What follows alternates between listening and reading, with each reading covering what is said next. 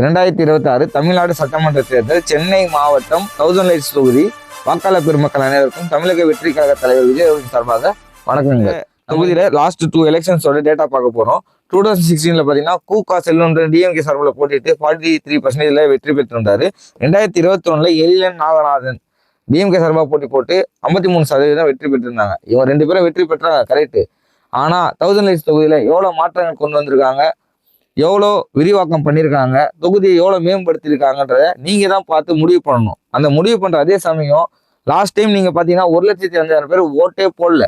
இந்த ஓட்டு போடாதவங்க எல்லாருமே ப்ராப்பரா ஓட்டு போடணும்னு நினைங்க, ஓட்டு போட்டு அந்த தொகுதியில ஒரு மாற்றத்தை கொண்டு வரணும்னு நினைங்க, புதிய கட்சிக்கு நீங்க ஒரு வாய்ப்பு கொடுக்கணும்னு நினைச்சீங்கன்னா திரு விஜய் அவர்களின் தமிழக வெற்றி கழகத்துல ஜேசிடி பிரபாகர் அவர் நீங்க பார்த்திருப்பீங்க. முன்னாள் எம்எல்ஏ ஜேசிடி பிரபாகருக்கு நீங்க வாக்கு செலுத்தணும். 50% 60%. அது பாத்தீங்கன்னா இந்த வாட்டி எஸ்ஐஆர்ல 1,53,000 வாக்கா மாறி இருக்கு. 86,000 ஓட்டுகள் டெலிட் செய்யப்பட்டிருக்கு நம்ம 1000 லைட்ஸ் தொகுதியில். அதாவது ஈஸியா நீங்க ஜேசிடி பிரபாகர்ல 60% மேல வாங்கி அவர் எம்எல்ஏ கேண்டிடேட்டா மாற்ற முடியும்.